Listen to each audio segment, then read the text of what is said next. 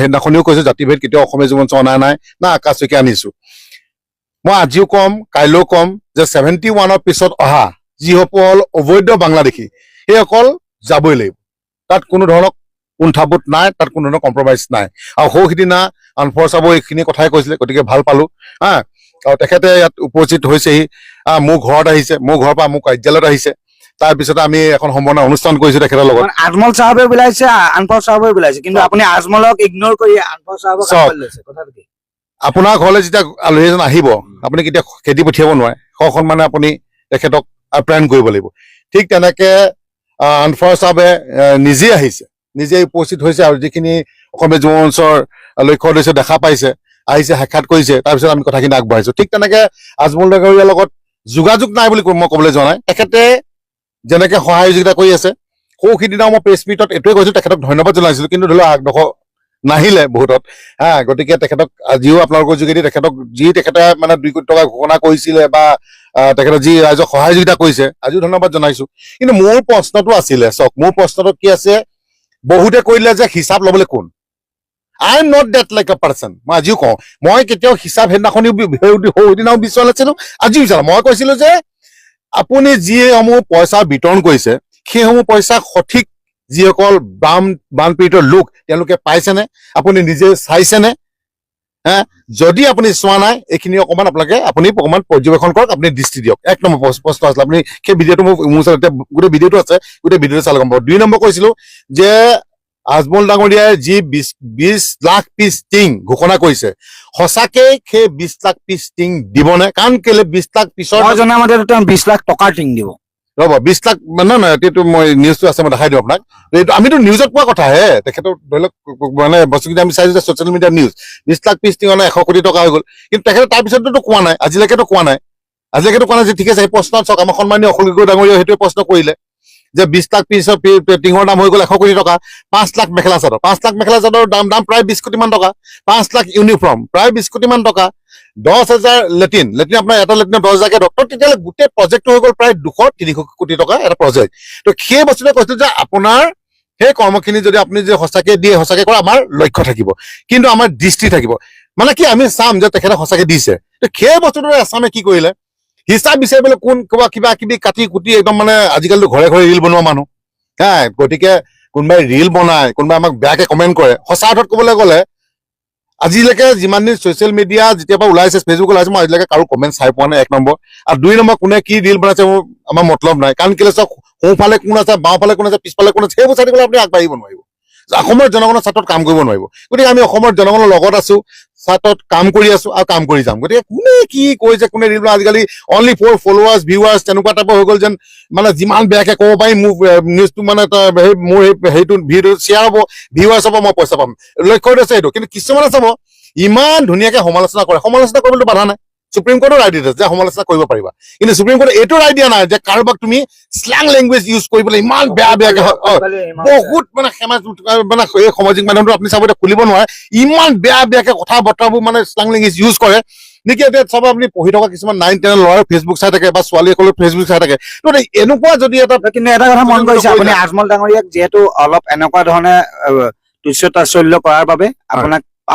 বহু পাব্লিকে আপোনাক বেয়া পাইছে কিন্তু সৌসিদিনা যেতিয়া আনফৰ চাহাব আহিলে বস্তুটো ক্লিয়াৰ হৈ গ'ল সৌসিদিনাখনিও মোৰ ষ্টেণ্ড আছিলে যে অবৈধ মিয়া বাংলাদেশী ক্ষেত্ৰত কেতিয়াও আজিও কৈছে দেখোন 71ৰ পিছত অহা কোনো বাংলাদেশীৰ লগত আপোনাৰ সেই বস্তুটো ঠাণ্ডা আছে বানপীড়িত এলেকাত সহায় কৰি থকাৰ বাবে আৰু পাছত মানে বানপীড়িত এলেকাত সহায় কৰাৰ পাছত আপোনালোকে বাংলাদেশী খেদিব যুদ্ধ আৰম্ভ হ'ব বাংলাদেশী ক্ষেত্ৰত মানে মিয়া খেদিবই আপোনালোকে ইয়াৰ পাছত বাংলাদেশী ক্ষেত্ৰত কোনো ধৰণৰ কম্প্ৰমাইজ নহ'ব আমি নকৰো মই সৈন্য বাংলাদেশীটো খেদিবই লাগে কিন্তু মিয়া আপোনালোকে যিহেতু কৈ থাকে মিয়া খেদিম আপুনি মোৰ নিউজখিনিত চাব অবৈধ মিয়া বাংলাদেশী বুলিয়ে থাকে শব্দটো অবৈধ মিয়া বাংলাদেশী 71ৰ পিছত অহা গতিকে সেইখিনিত হয়তো কিছুমানেতো মিয়া দেখিলেই অবৈধ হিচাপ নাই চব নহয় আজি চাওক আজি বহুতৰ নথি পত্ৰ বা ইয়াতে জন্ম ইয়াতে মৃত্যু হৈছে আজু ককাৰ দিনৰ মানুহ ইয়াতে আছে মই কি ক'লো আমাৰ সংগঠনৰ মেইন মুৰব্বী ৱৰ্কিং প্ৰেচিডেণ্ট আজি মুছলমান মানুহ আমাৰ আমগুৰি আঞ্চলিকৰ এজন প্ৰেচিডেণ্ট আছে তেখেতৰ মুছলমান মানুহ বহুত জিলাত আমাৰ মুছলমান যুৱকে খবৰ কি তেওঁলোক কি বাংলাদেশী যিহেতু ইউটিউবাৰ নহয় বা ইনফ্লুৱেঞ্চাৰ নহয় আপোনালোকে ভিডিঅ' বনাই দি নাথাকে আৰু কিন্তু আপোনালোকৰ কথা বিভিন্নজনে কৈছে যেন অসমীয়া যুৱ মঞ্চৰ এটা দলে বিভিন্ন ঠাইত কাম কৰি আছে কেনেকুৱা ধৰণৰ কাম চব আমি এতিয়া বানপীড়িত ৰাইজৰ ক্ষেত্ৰত চব প্ৰথম আহি গ'ল সামগ্ৰী আমি নিজেই নিজৰ আমাৰ যুৱকৰ মাজত এটা গ্ৰুপ বনাইছো কোনোবাই 2000 কোনোবাই পিঁয়াজ 2 বস্তা কোনোবাই আলু 3 বস্তা তেনেকে আমি সকলোকে প্ৰথম আমি তেনেকে কৰি বিতৰণ কৰিছো নিজে কাৰোবাৰ কালেকশ্যন কৰি আপোনাক সুধিব পাৰে কাৰোবাৰ 10 টকা আমাৰ হেৰি নাই কিন্তু তাৰ পিছত আমি কি কৰিলো দেখিলো যে বহুতো সন্মানীয় সংবাদকৰ্মী আজি আপুনি সংবাদ জগতৰ লগত জড়িত প্ৰায় 21 জন সংবাদকৰ্মীক আমি কি আছে 2টা পিলো এখন মেট্ৰেছ প্ৰায় 3000 টকা এখন মেট্ৰেছ ডাবল মেট্ৰেছজন আমি তেনেকে সংবাদকৰ্মীসকলৰ দুখভাগী হৈছো আৰু আমি দাবী জনাইছো যে সকলোকে আপোনাৰ যি আছে যিমানখিনি সংবাদকৰ্মী মানে বানপীড়িতৰ আক্ৰান্ত হৈছে তেওঁলোকক স্পেচিয়েলি কিবা এটা পেকেজ দিব লাগে কাৰণ এইটো সঁচা কথাত আমি যেতিয়া গৈছো দেখিছো তেওঁলোকৰ ফ্ৰিজৰ পৰা আদি কৰি বাইকৰ পৰা আদি কৰি সকলো ধ্বংস হৈ গৈছে গতিকে তাৰপিছত আমি ষ্টাৰ্ট কৰিছিলো মেডিকেল কেম্প এতিয়া মেডিকেল কেম্প চলি আছে পোন প্ৰথমে মোৰ নিজৰ সমষ্টি মোৰ ঘৰখনৰ পৰা আৰম্ভ কৰিছো মই গৈ শিৱসাগৰ মই গৈ চৰাইদেউত কৰা আগে নাই সেইটো সঁচা কথা কাৰণ কেলৈ প্ৰত্যেক জিলা আমাৰ যি মহিলা মঞ্চৰ আজি আমাৰ পাপৰি ফুকন শিৱসাগৰ তেওঁ দিন ৰাত ঘূৰি ফুৰিছে নেপালী খুঁটিৰ পৰা আদি কৰি আমাৰ মহিলা মঞ্চৰ আলু তামুলী বাইদেউ সম্পাদিকা দেখিছে চাগে মীনাক্ষী বাইদেউ সভানেত্ৰী গতিকে আমাৰ মহিলা মঞ্চক হওক যুৱ মঞ্চক হওক বিষ্ণু শইকীয়াক দেখিছে দিন ৰাতি ঘূৰি আছে আমাৰ সভাপতি কেন্দ্ৰপতি ঘূৰি আছে সেইফালে তেওঁলোক ঘূৰি আছে কিন্তু মোৰ নিজৰ সমষ্টিত মই যিমানখিনি পাৰো সময় দিছো বা মোৰ লোৱাখিনি সময় দিছো আমি নিজৰ সমষ্টিত মানে মোৰ নিজৰ জেগাত এই কথাখিনি ৰাইজক জনাই দিলো যেন অসমীয়া যুৱ মঞ্চই কাম কৰি আছে বিভিন্ন ঠাইত দেখিব আমাৰ পেজত গ'লে দেখিব আমি ইমান ৰোচাল বোচাল কৰি থকা নাই আৰু 2 নম্বৰতে হৈ গ'ল কি চাওক মই আজিও কওঁ যে এইখিনিৰ ওপৰত কিন্তু যিমান বিতৰ্ক কৰিলো তেখেতে যদি সঁচাকে আপুনি এতিয়া এইমাত্ৰ ক'লে যে নহয় 20 লাখ টকাহে টিংপাত দিম বুলি কৈছিলে যদি তেখেতে 20 লাখ টকাহে টিংপাত দিম বুলি কৈছিলে তেতিয়াহ'লে সংবাদ মাধ্যমৰ যোগেদি তেতিয়া কৈ দিয়ক কাৰণ সংবাদ মাধ্যমৰ যোগেদি আমি পাইছো আমাৰ নিউজ এতিয়াও আছে গতিকে তেখেতে যদি সঁচাকে 20 লাখ টিংপাত দিব 5 লাখ মেখেলা চাদৰ 5 লাখ ইউনিফৰ্ম 10,000 লেট্ৰিন গতিকে 500 টকা দি পেলাই ভিডিঅ' আপুনিও কৰিব পাৰে তো গতিকে কথা হ'ল কি সেইখিনি তেখেতে দিয়ক আৰু যদি তেখেতে 20 লাখ পিছ টিংপাত নহয় 20 লাখ টকা আপুনি ডাইৰেক্টলি বহি আলোচনা কিয় নকৰে আজমল ডাঙৰীয়াৰ লগত চাওক তেখেতে সেইটো নিজেও বিচাৰিব লাগিব যে মোক এটা অভিযোগ বা অসমীয়া যুৱ মঞ্চ আনিছে গতিকে এইটো অভিযোগটো মই খণ্ডন কৰিব লাগে তেওঁ নিজ মানসিকতা নাই চিন্তা কৰা নাই সেইটো আৰু নকৰা সেইটো তেওঁৰ প্ৰব্লেম আজি চাওক আনফাৰ চাহাবক মোক বেটা মানিছে সেইটো এটা ভগৱানৰ কৃপাত যিহেতু মোৰ দেউতা নাই আজি 3 বছৰ হৈ গ'ল দেউতা ঢুকুৱা কিজানি আল্লাহ কিজানি ভগৱানে সেইজন তেখেতক কিজানি মোৰ সেই আশীৰ্বাদ দিবৰ কাৰণে হয়তো পঠিয়াবও পাৰে তো গতিকে মই সেইটোলৈ আপোনাক ক'বলৈ যোৱা নাই তেখেতৰ কথাত মই ক'ত ভাল পালো তেখেতে মুছলিম হলে মিয়া হয় এতিয়া যদি কয় আপুনি মিয়াৰ পুতেক বুলি যদি বহুতে কয় ন কমেণ্টত কয় যিবিলাকে আপোনাক কয় সেইবিলাকৰ অদৰকাৰী মানুহ বুলি ক'ব বিচাৰিছো কাৰণ কেলে চাওক আপুনি মোৰ হাতখন কাটি দিয়ক মোৰ তেজ ওলাব আপোনাৰ যি হাতখন কাটে একে তেজ ওলাব আজি মুছলিম মানুহজনৰ হাতখন কাটিলে ৰঙাই তেজ ওলাব তাত গোলপীয়া ওলাই নাযায় গতিকে আমি তাত কোনো ধৰণৰ আমি কেতিয়াও মুছলিম বুলি নিন্দা কৰাই নাই খালি আমি কৈছো যে আমাৰ নিজৰ মাজতে ইমান আজি সংস্থাপনৰ পৰা আদি কৰি কিমানখিনি অসুবিধা তো তাত আকৌ আমি বাংলাদেশী বুজা কি অলপ তাত হওক হিন্দুৱে হওক মুছলিমে হওক কোনো ধৰণৰ কম্প্ৰমাইজ নহ'ব আমাৰ স্থিতি সেইটোৱে আমাৰ স্থিতিত আমি অটল তো গতিকে কি আজি আনফাৰ চাহাবৰ কথা এইটোৱে মই ক'ব বিচাৰিছো চাওক আনফাৰ চাহাবে যেতিয়া মোক যোগাযোগ কৰিছে তেওঁ মোৰ টীম আহিছে মোৰ ঘৰত তেওঁ আহিছে তেওঁ মোক বেটা মানিছে তাৰ আগত মোক কৈছে যে তোমালোকৰ সংগঠনৰ কাৰণে আকাশ প্ৰায় 10 লাখ মান টকা এটা দি দিম য'ত তোমালোকে যাৰ আৱশ্যক বুলি ভাবা তেওঁলোকক গৈ তোমালোকে পইচাখিনি বিতৰণ কৰিবা মই ডাইৰেক্ট এটাই কথা ক'লো যে আপোনাৰ এই কথাত মই বহুত ধন্যবাদ জনাইছো ভাল লাগিছে কিন্তু আপোনালোকে কি চিষ্টেমত বাকীখিনি পইচা আপোনালোকে বিতৰণ কৰিছে বোলে আমি বাই একাউণ্ট দি আমি একাউণ্টৰ যোগেদি ট্ৰেন্সফাৰ কৰিম তেতিয়া তেওঁলোকে কোৱাৰ লগে লগে মই এইটোৱে কৈছো যে মোক সেই সদনাম বদনাম মোক ভৱিষ্যতে নালাগে গতিকে আমিও যিখিনি পাওঁ 2 এজন যেনেকে পাওঁ আমি দিম আৰু আপোনালোকে দেখুৱাই দিয়া হৈছে আমি যিমানখিনি পাওঁ আমি ইমান দেখুৱাই নাই তেওঁলোকে চাৰ্ভে টিম নিজে চলি আছে তেওঁলোকৰ 30 জনীয়া এটা চাৰ্ভে টিম চলাই মানে ৰাখিছে যেনেকে নিজে গৈ পেলাই বানপীড়িত লোক হওক বা বানপীড়িতৰ লগতে কিছুমান ধৰি লওক এনেকুৱা কাৰোবাৰ বানপানী হোৱা নাই কিন্তু ধৰি লওক পেৰালাইচিছ হৈ পৰি আছে তেনেকুৱা মানুহকো তেওঁ চাই দিছে তাতে তো গতিকে তেনেকুৱা দুখীয়া শ্ৰেণীৰ মানে বা বানপীড়িত সঁচাকে যিখিনি সেইখিনি পাইছে আৰু উইথ এটা কথা ভাল লাগিলে তেখেতে এইটো কৈছে যে আকাশ তোমালোকে যেতিয়াই বিচাৰা সংবাদকৰ্মীসকলৰ ওচৰত কৈছে আপোনালোকে RTI কৰি মই সঁচাকে 2,25 লাখ টকা ক'ত দিলো আপোনালোকে চাব পাৰিব আৰু ইতিমধ্যে তেওঁ কি হৈছে তাৰ আগতে তেওঁ নহা আগতে 30 লাখ টকা সামগ্ৰী তেওঁ প্ৰেৰণ কৰিলে তেওঁ টিমে গোটেই বিলালে তাৰপিছত যিখিনি পইচা তেওঁ মানে দিব এটা বাই একাউণ্টৰ যোগেদি দিব কালি যদি ময়ো যদি সঁচা কথা মানে দেউতাক আৰু পুতেকে গোটেইখিনি চিষ্টেমটো সামৰি লৈছে দেউতাক আৰু পুতেকে আৰু এতিয়া কেইদিনমানৰ পাছত আকাশ শইকীয়াক ডুবাইতে দেখিম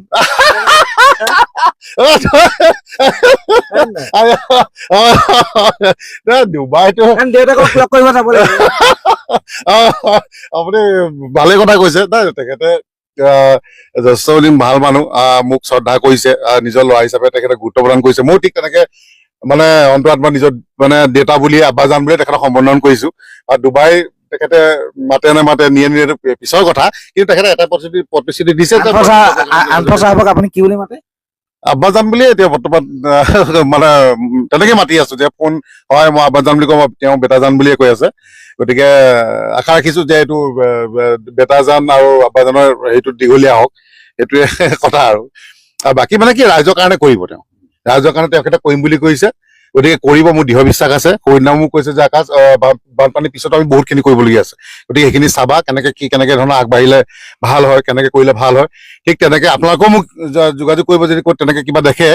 বানপানী গৈ লওক তাৰপিছত ধৰি লওক তেনেকে থাকিলে কিবা কিবি থাকিলে তেনেকে আমি একেলগে কৰি যাম ত্ৰিদীপ ভাগৱতী আপোনাক কি শিকালে বানে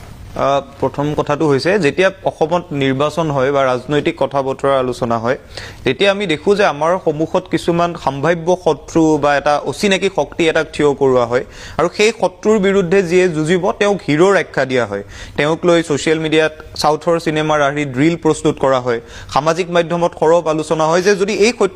শত্ৰুজনে কেতিয়াবা আমাক আক্ৰমণ কৰে আমাক কোনে বচাব এখেতে বচাব এখেতে আমাক ৰক্ষা কৰিব কিন্তু এই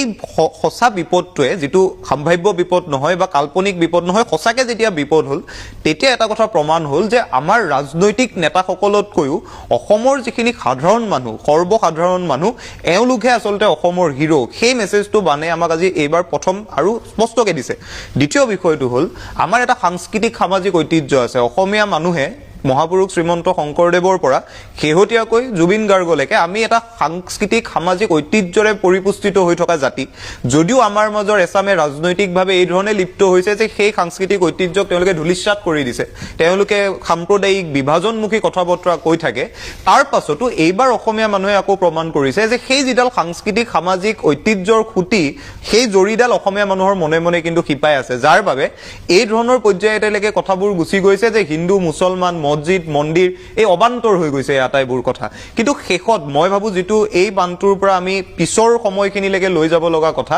দুই তিনি গৰাকী বা এটা নিৰ্দিষ্ট স্থামৰ ৰাজনৈতিক বা সামাজিকভাৱে প্ৰতিপত্তি থকা মানুহে যদি প্ৰকৃতিক খনন কৰে ধ্বংস কৰে অত্যাচাৰ কৰে তাৰ ফল কিন্তু সকলো সৰ্বসাধাৰণে ভোগ কৰিব লাগে যেটো আমি নাগালেণ্ড আৰু অসম সীমান্তত কয়লা শিল সিন্ডিকেটবোৰৰ বাবে আমি এতিয়া দেখি আছো এইবোৰ ৰাজনৈতিক সামাজিকভাৱে প্ৰতিপত্তি থকা মানুহে কৰিছে কিন্তু সাধাৰণ মানুহৰ ঘৰবোৰ এতিয়া ধূলিসাৎ হৈ গৈছে গতিকে মই ভাবো দুটা ভাল কথাৰ লগতে এই যেটো বিপদ সিন্ডিকেট অবৈধ সিন্ডিকেটবোৰ চলি থাকে এইবোৰৰ টকা পইচা কোনে পায় আমিতো নেজানো আমি নেপাও বা এই সৰু সৰু সাধাৰণ মানুহবোৰে নেপায় এই দিশটোতো যে তদন্তৰ প্ৰয়োজন আছে নিৰপেক্ষ তদন্তৰ প্ৰয়োজন আছে সেই শিক্ষাটোও কিন্তু বানে দিছে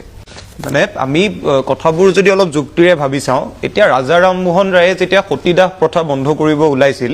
তেওঁ যদি এই যুক্তিটো দিলেহেঁতেন যে সতীদাহ প্ৰথা বন্ধ কৰিলে চণ্ডালজন বা আমি যিখিনি অতিৰিক্ত কাট লাগে মানুহ এজনক কৰিব এইখিনিৰ লোকচান হৈ যাব মই বন্ধ নকৰো তেতিয়াতো বন্ধ নকৰিব পাৰিলেহেঁতেন চৰকাৰে এতিয়া যেটো কথা কৈ আছে যে 300 মানুহ বিহুবৰৰ মানুহখিনিয়ে এই গোটেই কামটোৰ লগত জড়িত গতিকে তেওঁলোকৰ কোনো আপত্তি নাই কিন্তু মূল কথাটো হৈছে বানপানী এটো এতিয়া ঘৰটো বাছি সোমোৱা নাই যে এই এওৰ ঘৰৰ মানুহে কাম কৰে নেকি এওৰ তাত সোমাও যিয়ে নকৰে নুখুমাও গতিকে এগৰাকী মুখ্যমন্ত্ৰীয়ে এই ধৰণৰ অযুক্তিকৰ কথা বতৰা কৈ থকা পৰিৱেশ এটা নিৰ্মাণ হোৱাটোৱে বৰ দুখ লগা কথা আৰু দ্বিতীয় বিষয়টো হৈছে নাগালেণ্ড চৰকাৰখনটো ভাৰতত আছে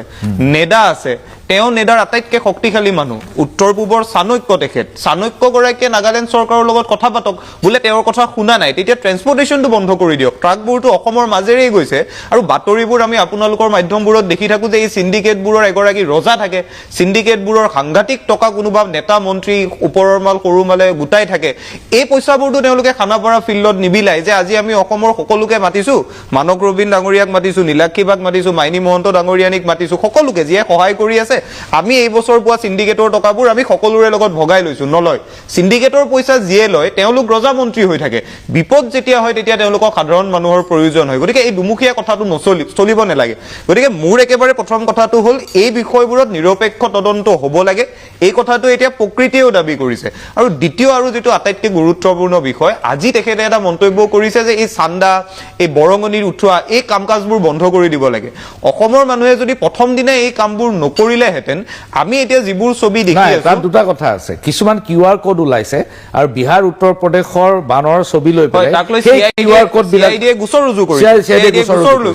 ৰুজু কৰিছে কিন্তু এই বাক্যটো আপুনি কোৱাৰ আগত মানুহখিনিকটো ধন্যবাদ জনাই লোৱাৰ এটা সামাজিক ধৰণৰ সৌজন্যতা তেখেতৰ থাকিব লাগিছিল এই বাক্যটো কৈ প্ৰকৃততে এই যিখিনি সহায় কৰা মানুহ যিখিনি মানুহে সহায় কৰিছে কাম কৰি আছে তেওঁলোকৰ সৌজন্যতাক ধন্যবাদ সূচক কথা এটা নকৈ যেতিয়াই তেওঁলোকে অন্য নেৰেটিভ এতিয়া বজাৰত মেলি দিব বিচাৰিছে যাৰ জৰিয়তে মূল কথাটোৰ কথা তেওঁলোকে পাতিব এতিয়া দিগদাৰ পায় আৰু আটাইতকৈ যেটো ডাঙৰ বিষয় যেটো নেৰেটিভ এতিয়া খৰা কৰা হৈছে যে মেগ্ৰঞ্চিনী মেডিয়াই কিয় আমেৰিকাত গৈ নাছিলে মই দিল্লীৰ দয়াই মই নিবিচাৰো কথাটো যদি আমি এনেকে ভাবি লওঁ যে আমি এতিয়া এনেকুৱা এটা পৰ্যায়ত অসমখন আছে নেকি যে আমি 5খন ৰাজ্যৰ একেবাৰে প্ৰথম ৰাজ্য হৈ গলো অসম চৰকাৰৰ ইমানখিনি সামৰ্থ্য আছে নেকি এই নাইকিয়া হৈ যোৱা মানুহবোৰৰ ঘৰবোৰ পুনৰ বনাই দিয়াৰ বাবে তেওঁলোকৰ জীৱন জীৱিকা উভতাই দিয়াৰ বাবে অসম চৰকাৰৰ সামৰ্থ্য নাই এটো বাস্তৱ সত্য ইমান বেছি আমি ঋণগ্ৰস্ত হৈ আছো আমি হিতাধিকাৰী আঁচনিবোৰ চলাই ৰাখি ইমান মানুহবোৰক আকৌ তেওঁলোকৰ স্বাভাৱিক জীৱন আমি ঘূৰাই দিব নোৱাৰো আৰু আমি নোৱাৰো বাবে আমি এখন কেন্দ্ৰীয় চৰকাৰৰ অধীনত আছো সেইবাবেই উত্তৰাখণ্ডত যেতিয়া ঘূৰ্ণী বতাহ হয় তেতিয়া প্ৰধানমন্ত্ৰীয়ে তালে পেকেজ দিয়ে কৰ্ণাটকত বানপানী হলে প্ৰধানমন্ত্ৰীয়ে পেকেজ দিয়ে চেন্নাইত বানপানী হলে প্ৰধানমন্ত্ৰীয়ে পেকেজ দিয়ে এতিয়া যেটো 389 কোটি টকাক লৈ আমি হৈ হাল্লা কৰিছো যে এই প্ৰাপ্য আমাক দি দিলে এইটো এটা সামাজিক এইটো এটা প্ৰথা বা এইটো সেই একেটা আঁচনিৰ আন্ডাৰত একেটা আঁচনিৰ ভিতৰত আন ৰাজ্যক 500 কোটি টকা দিয়া হৈছে এইটো অসমৰ মানুহক লৈ হঠাৎ কিবা এটা কেন্দ্ৰীয় সাহায্য অহা নাই গতিকে যিটো সময়ত এওঁটো গোপীনাথ বৰদলৈৰ লগত তুলনা কৰি থকা মুখ্যমন্ত্ৰী গৰাকীয়ে গোপীনাথ বৰদলৈ যেতিয়া অসমৰ বিপদ হৈছিল দিল্লীৰ দয়া দিল্লীৰ মমতা এই শব্দবোৰ পাহৰি দিল্লীৰ বিপৰীতে গৈ অসমৰ প্ৰাপ্যৰ কথা কৈছিল গতিকে গোপীনাথ বৰদলৈ বহি থকা চকীখনৰ মানুহজনে এতিয়া যেতিয়া কৈছে যে মোক দিল্লীৰ দয়া নেলাগে তাৰ অৰ্থ এনেকুৱা হ'ব লাগিব যে আমি অসম গৈ এতিয়া ভাৰতৰ প্ৰথম ৰাজ্য হৈছো অসমে দিল্লীক চলাই আছো সেই পৰিৱেশ যেহেতু নাই